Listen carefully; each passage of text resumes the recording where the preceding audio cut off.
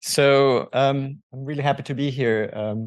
And I would like to share with you some ideas around how our gut microbiome is transitioning and is changing, how we actually understand it now. And I'll finish talking a little bit about the themes that actually are ongoing in the lab and how we're actually trying to explore that in Brazil as well. So for those that are not very familiar with the human microbiome, it's this collection of microorganisms that live with us. Okay, so we have them on and inside of us. We have a very large amount of species, and we also have a very large amount of cells. And at some point, people would say that they outweigh in number of cells, how many cells we actually have in our body. This number has been revised. We are close to 1-to-1. We would like to be more human, but actually they're still winning. They're 1.2 cells for each human cell in the body, microbial cell. And all of that actually comes with a really, really large component of genes. They are very much specific to each part of the body that they are. So the laws of microbial ecology, or ecology in general, as we understand it, of organisms using the environment and adapting to the environment, is still play here. We still have differences between the gut and the mouth and the skin and the influences that they have on us locally and globally. Are being explored and understood in this context. So some people call actually of a meta-organism, that we are more than just this one single human being. We're actually the holobiome. We are an individual composed of many different beings living and working together. And that has become very much clear within this last 20 years as we started using next generation sequencing and modern techniques to explore microbiology at large.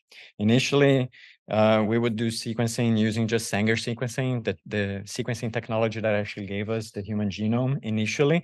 There were rooms upon rooms, floors, entire floors dedicated to the sequencing of the genome. And that started with machines that were this size. And today we actually are working with sequencers that are the size of a USB key. You plug it in the computer, and that can actually sequence DNA in real time for you. This didn't come as a jump. We actually had several iterations that revolutionized how we actually do things in the data acquisition front.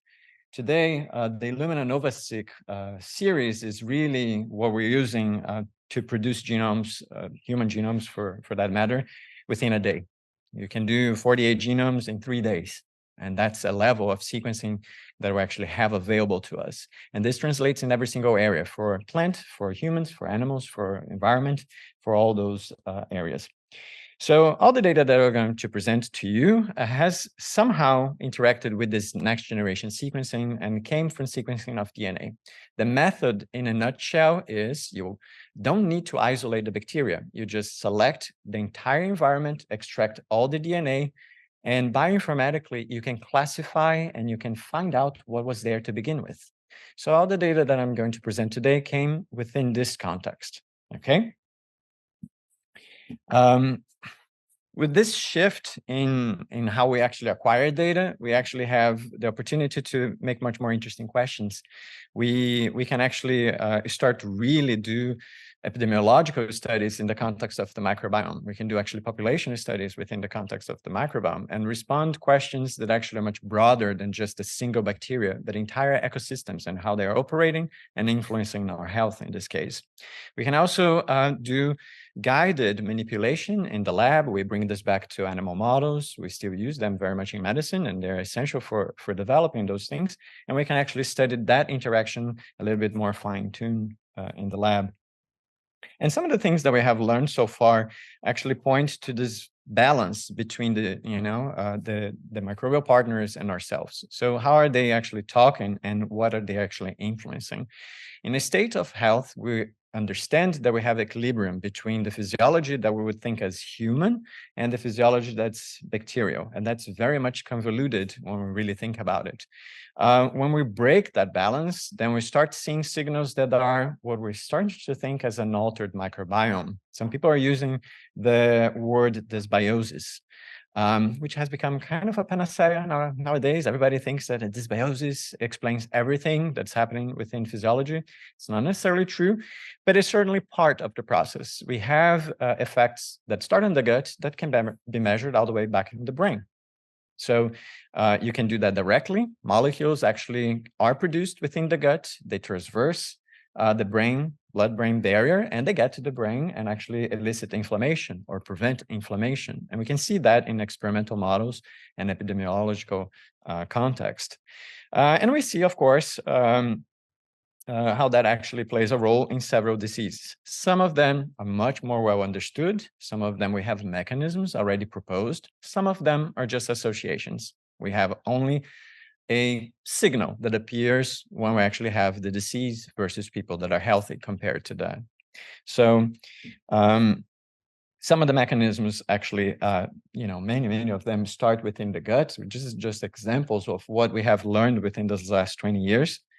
In terms of how diet actually is being modified or used by the bacteria in the gut. So we have fiber and meat, for example, consumption, and some of those components actually are modified by the gut in specific ways. Those molecules then have elicited change or do elicit change within our physiology. So this is being translated, and as Chris mentioned, to an idea that we could actually use this conversation to our advantage. We can actually use this information to try to treat diseases, to actually try to intervene within the disease progression or even prevent the disease in the first place. Some of the examples that we have are actually thinking about molecules that act directly in the bacteria, not as an antibiotic, but inhibit just a specific enzyme within the gut. It will never be absorbed by our body. This is a new class of pharmaceutical drug that will never really go to the liver and have liver toxicity, like paracetamol, for example, right? So everybody that takes Tylenol knows that they're taking Tylenol and their liver is having to deal with it. And that's okay. In the balance of using the pharmaceutical product and treating the condition, that's acceptable. But maybe we don't have to deal with that if that's never absorbed and it just deals with the problem before it actually gets absorbed. So we can actually develop, and this is in the pipelines of development right now, molecules that, for example, act within a specific enzyme within the gut, inhibits the production of a component that's called TMA. And that is very much a predictor of cardiovascular disease. We know that that's involved in the formation of the plaques that actually deposit in the heart and actually lead to a heart attack eventually. And we can prevent that and reduce that risk quite significantly if we remove this one single metabolite that comes from the gut. Everybody does that. All of us do that. That's a normal process within the bacteria. But the difference is that some people do it more. Some people have several risk factors, and some of them we cannot remove. Maybe this one is one that we can remove, and we can actually use to prevent the occurrence of cardiovascular disease. So this is one of the directions where this is going. So the microbiome has emerged within this last 10 years as this tool that actually could be used within this context. This also assumes that the microbiome would be this universal component of everybody, like the human genome. This is not necessarily true.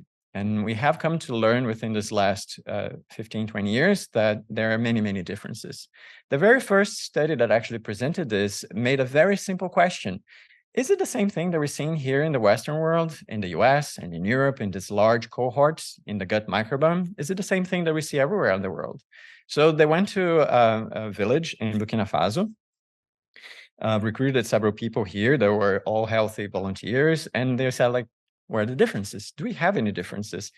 And they did observe initially some differences. So what we have here is just a representation of the gut microbiome that was observed in Burkina Faso versus in Italy, which was the group that was studying. And visually, you guys can see it. The names are not important. The colors represent different bacteria, okay?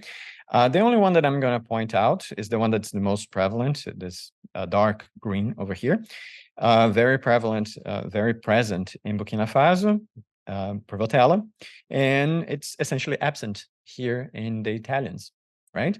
And conversely, within the same general group of bacteria, we have several other members of this phyla here. So we have Bacteroides, for example, we have Firmicutes, and we have other bacteria appearing here.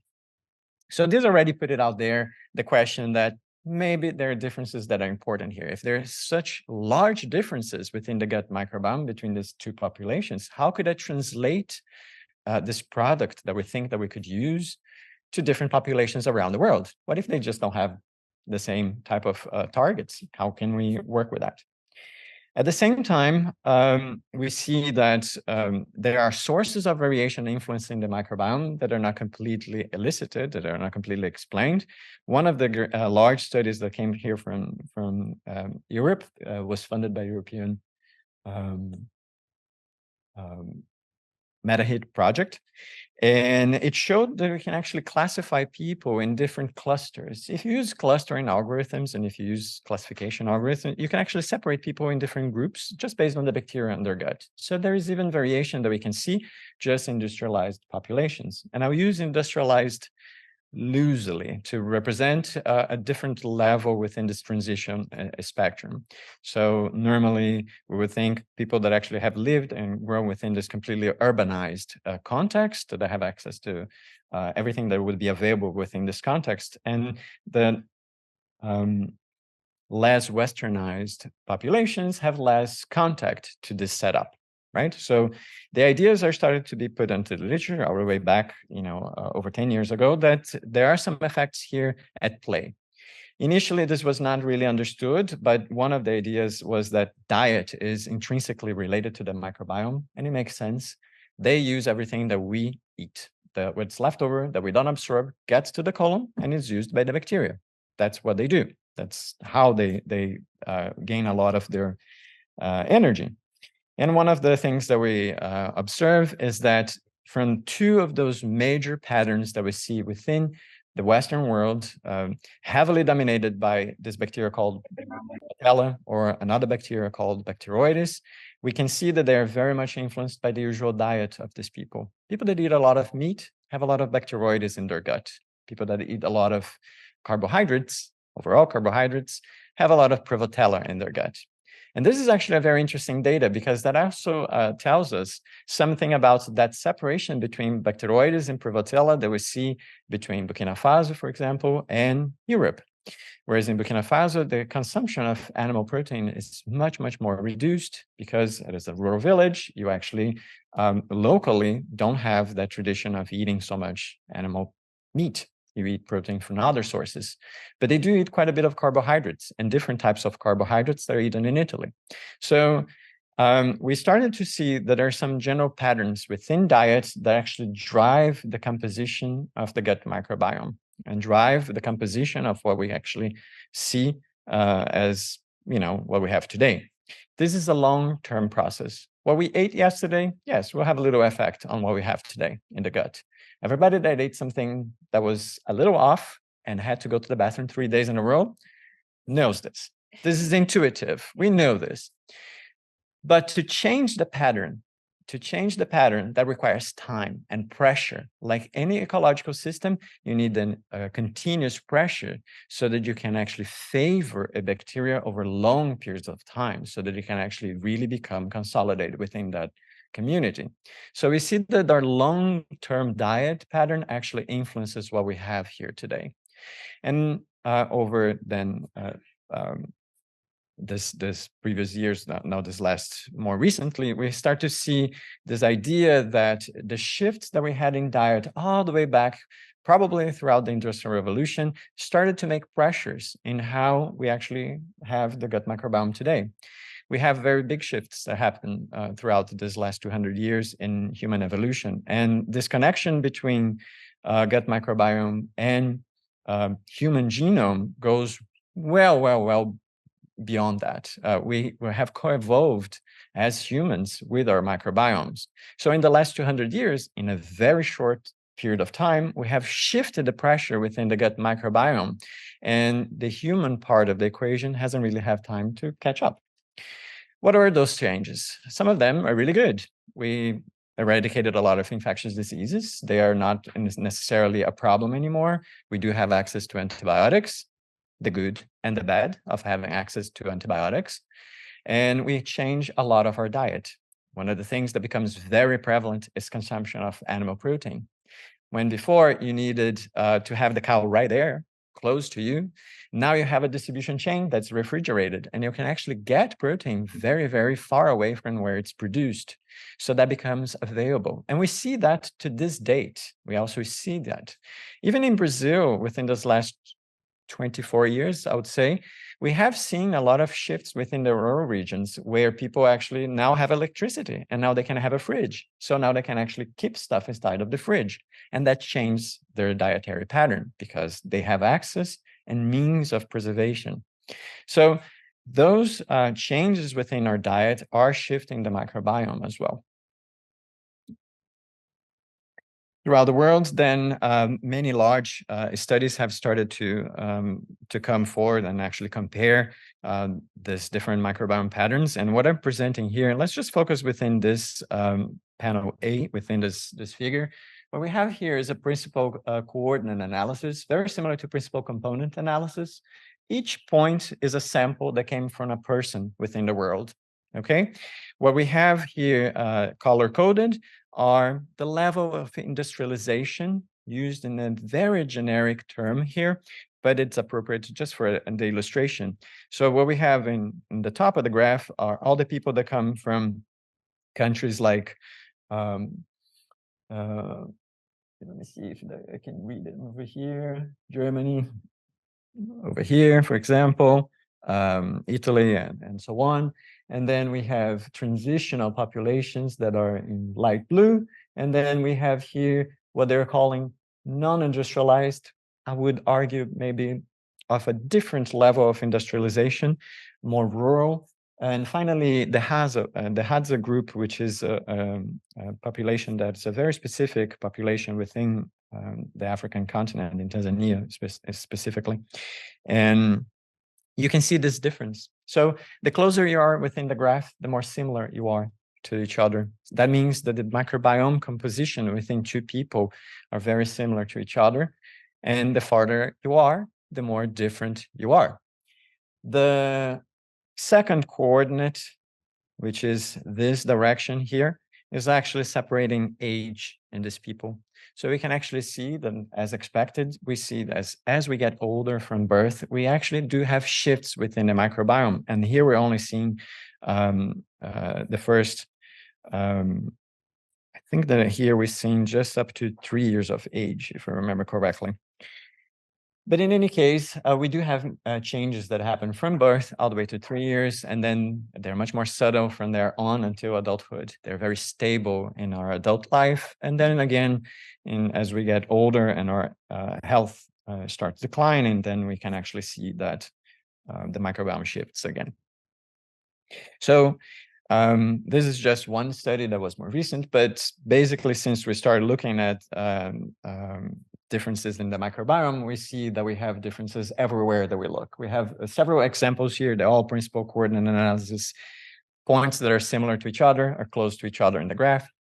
Whoever has different microbiomes are farther apart in the graph.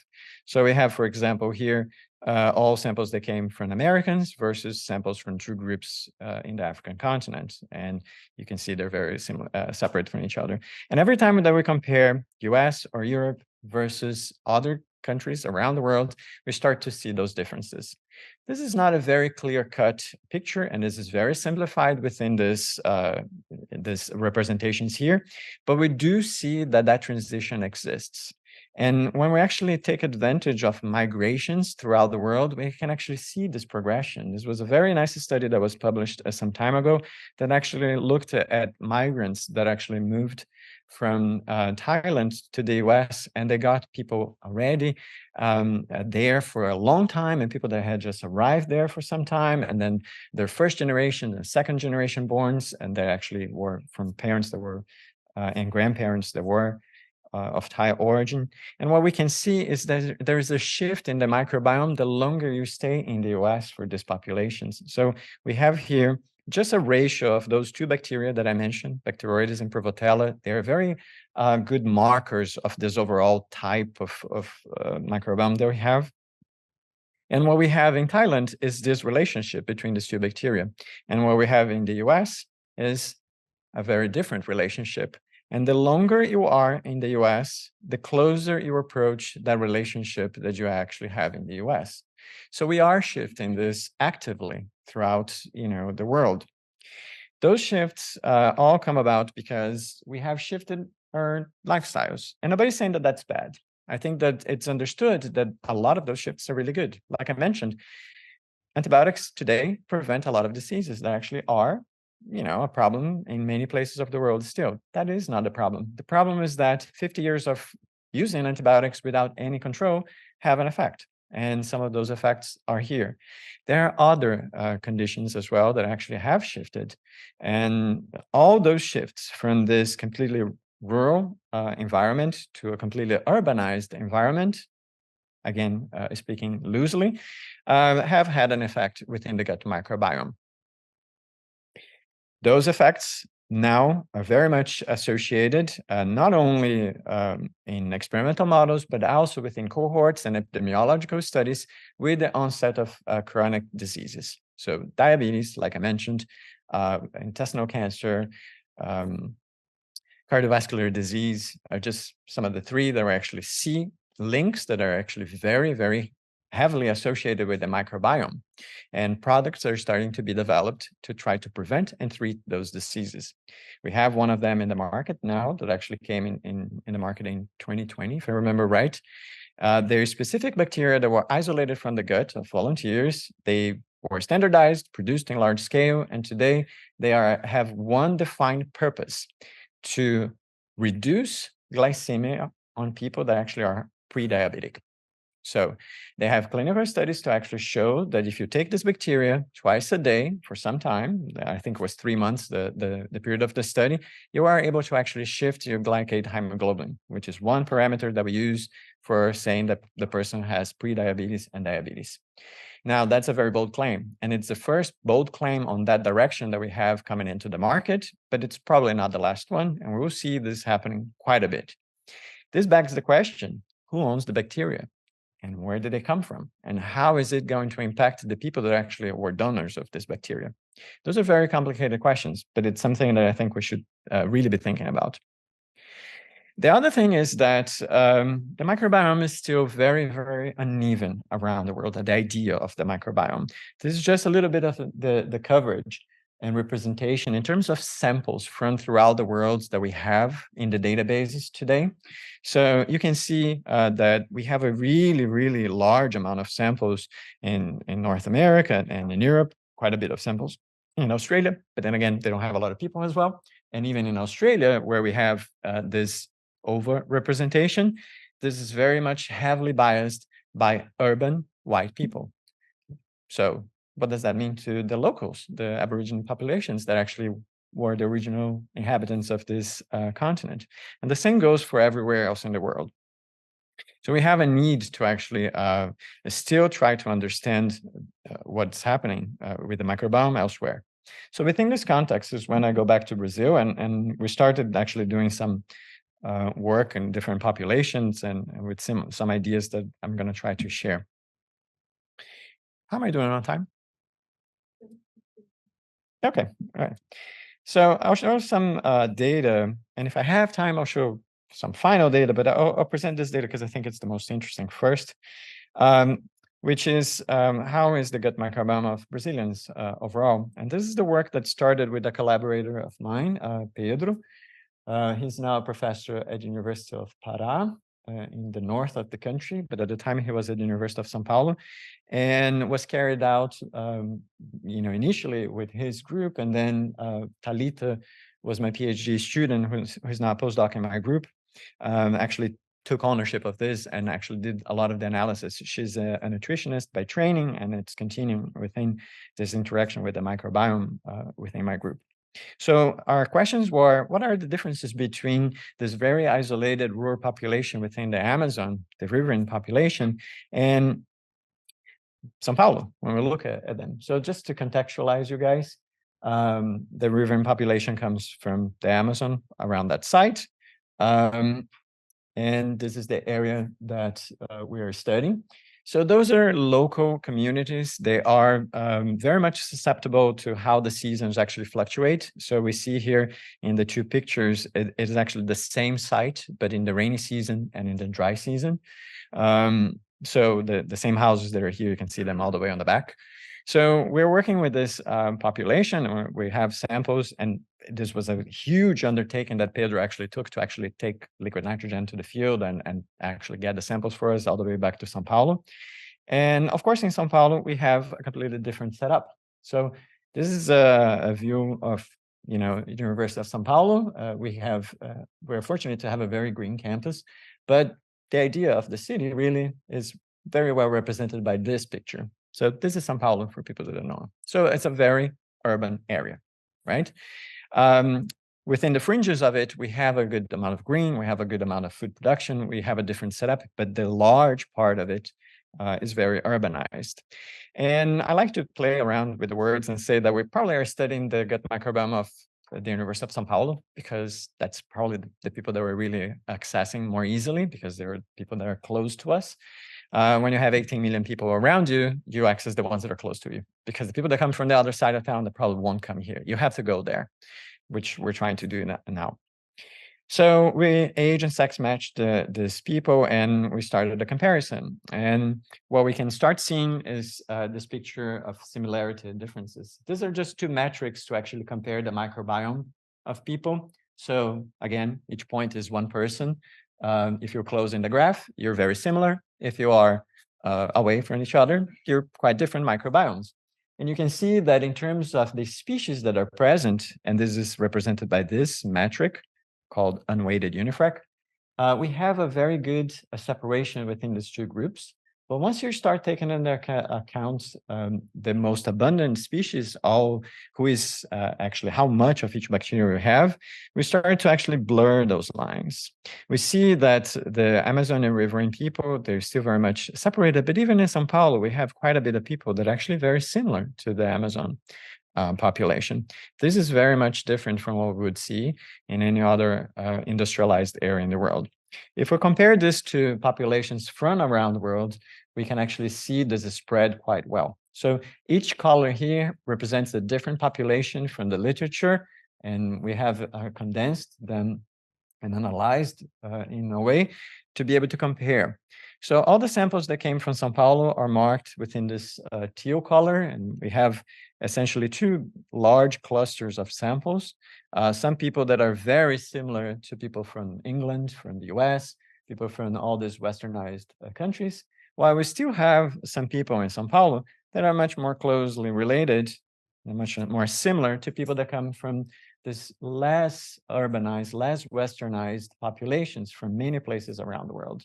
So I'm pointing the large amount of the samples from the riverine people are here. And just as an example, we have some Yanomami stool samples on this side of the graph as well, which are reasonably isolated. Not all of them, surprisingly, but not all of them. But we can see this shift in patterns. Several of these bacteria have been linked to different physiology in the human body. The two markers that we have been, grown accustomed to see, Bacteroides and Prevotella, are very much a good representation of this dichotomy of westernization. So we can see that the Western countries actually have quite a bit of Bacteroides, and they don't have, we don't see a lot of Bacteroides in people from these other non-Western populations, whereas there we see a lot of Prevotella. And here we have two other bacteria just to give an example of other genera. Just quantifying this in terms of numbers so that you guys can see. So the idea of the separation of people actually has been dubbed enterotypes, that you can actually assign a person to an enterotype that has a distinct signature of microorganisms. This is a somewhat simplistic way of looking at a very complex gradient, but it's convenient for us to be able to understand patterns within the data. And within this context, what we have here are some data from the literature. Those three columns here in the middle, they are from let's see, there's one from the US, there's one from the US, and Arumugan here from Europe, from many countries here in Europe. And we see the proportion of signatures that are actually either Bacteroides prevalent or Prevotella prevalent. Interestingly, a very urbanized population, very urban in São Paulo, was published not too long ago. And we see a signature that's similar to, based on their data, on what we see here in Europe and in the US. And then the new data that were actually just presented to you, it's deviating from that, right? In São Paulo, we do have quite a bit of people that are still very much Prevotella rich. And in the Riverine people, most of them are Prevotella rich. Like I said, one of the things that we wanted to try to study was diet and how this was actually playing, if any roles were actually being played here to actually be able to explain this. The diets of these two populations have their intrinsicies. They are different for reasons that go beyond just having or not access to electricity. And of course, in the Riverine population, having electricity is a luxury, and they have a very, very limited amount of hours per day that generators are turned on. So refrigeration is not used. But there are also social-cultural differences, because this is a population from the Amazon versus a population from the southeast of the country. So there are intrinsic differences that actually permeate here. And we're going to explore some of them now just to show you what this could actually mean in terms of effects within the microbiome.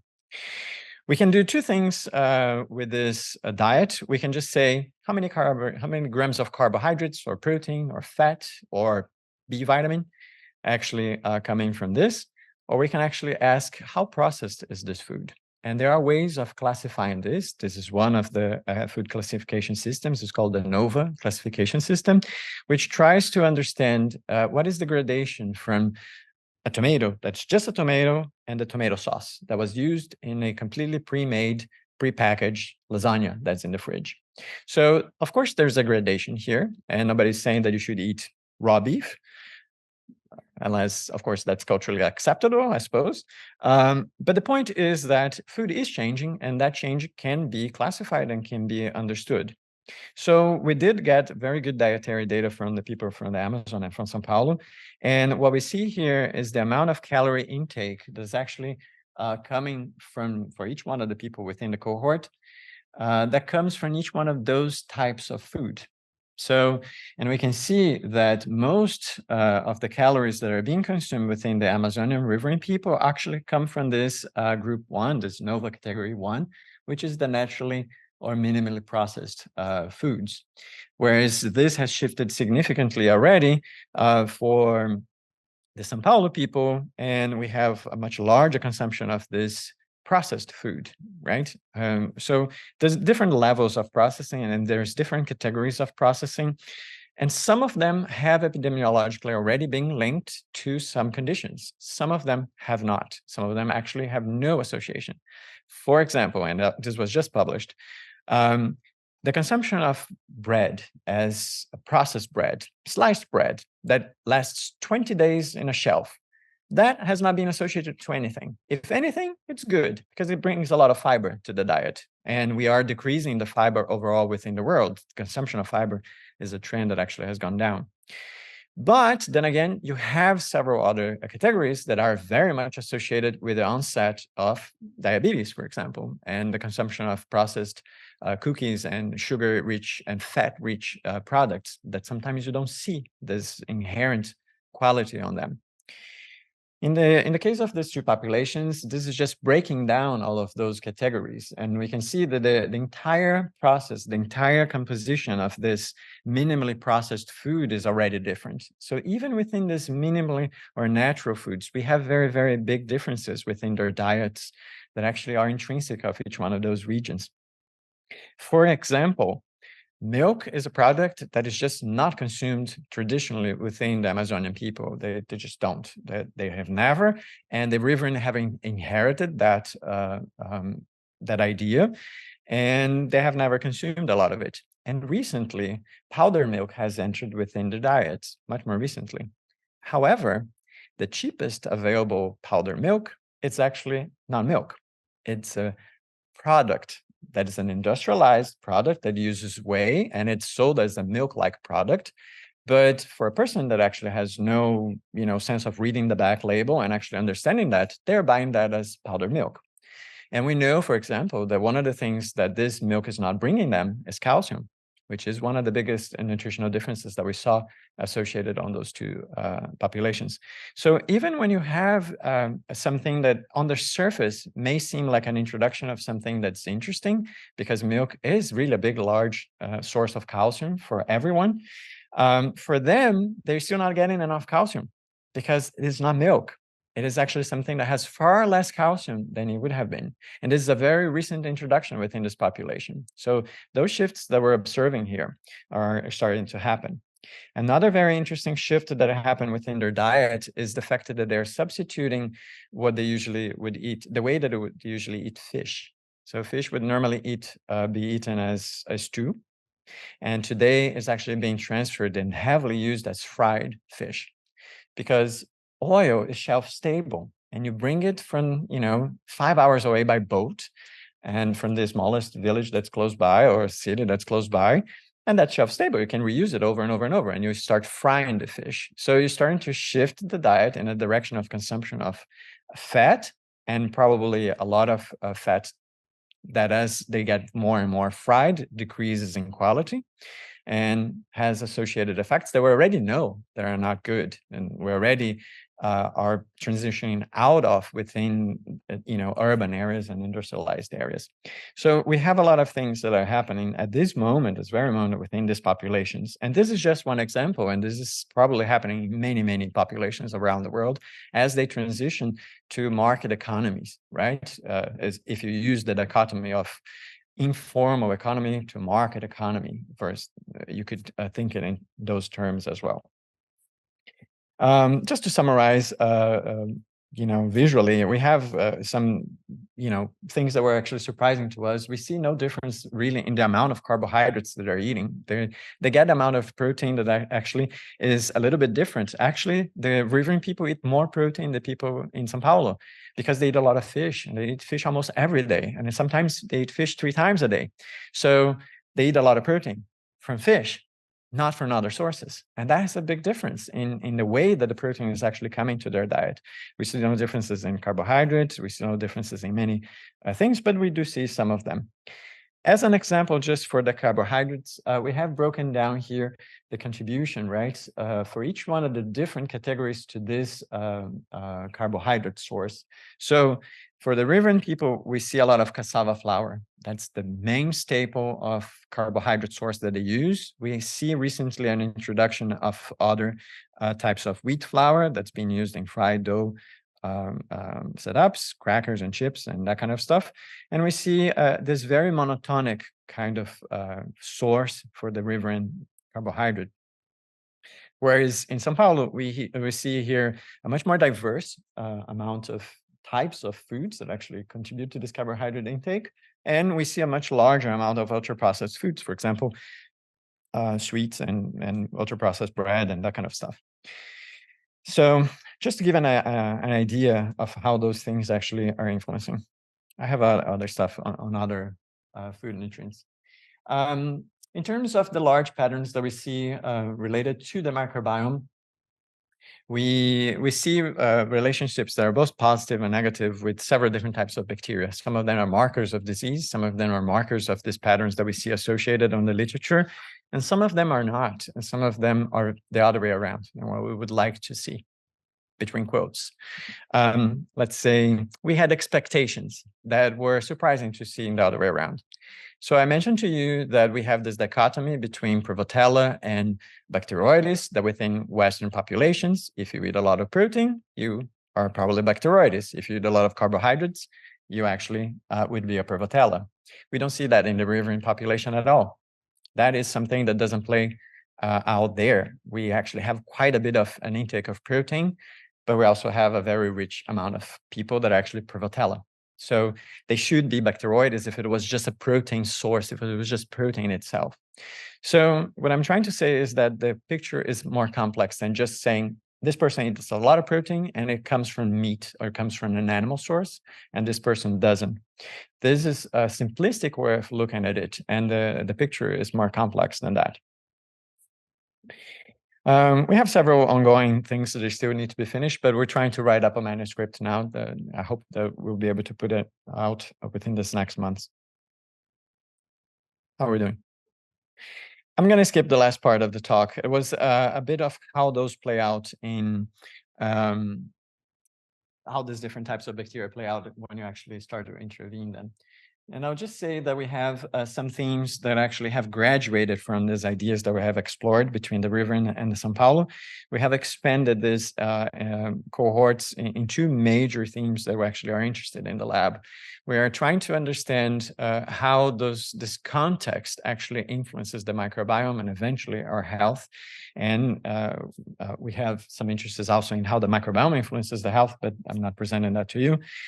Two major efforts that we have, one are with a collaborator of a long term now, in a project financed by the NSF in the US. It's the aquaculturing the infant gut. We're really very much interested in knowing how changes in society and in the environment surrounding infants actually influence this colonization. Where are the bacteria coming from and how are they getting there and why are they getting there? Did choices happen here within this period of time that actually influenced this? And the second cohort actually wants to bring this closer to São Paulo because obviously working in the Amazon is not super simple. And we do have a need to understand the rest of the transitioning populations within São Paulo. And this is very much at the center of what we're doing with the cohort that is part of the One Health project that we're following in Brazil. Each point here in the map that we see is actually a farm that we have visited and sampled so far. We're in the process of actually finishing this. This is not complete. This was a couple of months ago. They have a bit more in the map now. In gray is the São Paulo city proper, and the micro regions around São Paulo are laid out, the different cities around it. And one of the questions that is driving us here is the fact that those boundaries, they exist on the map only because the city has grown and it's a macro metropolis and there's no differences. But there are many differences in how people are accessing everything within those cities because there's a lot of things that are very much defined by the city.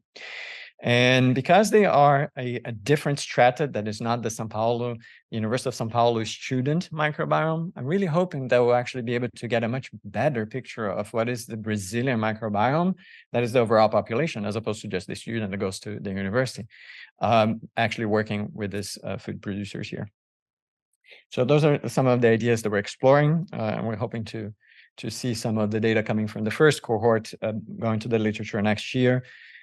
If we're really lucky, maybe next year too for the second cohort. I don't think that we should put a time on that. I need to thank a lot of people. These are just some of the people that are involved in the data that I presented to you on the top. And of course, those are the pictures of the people in the lab. Somehow we never managed to get everyone in the same picture.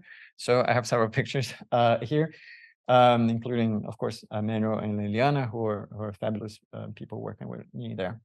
And the people with the money. It's always good to thank people with the money. And with that, thank you very much for your time. It's a real pleasure to be here. If you have any questions.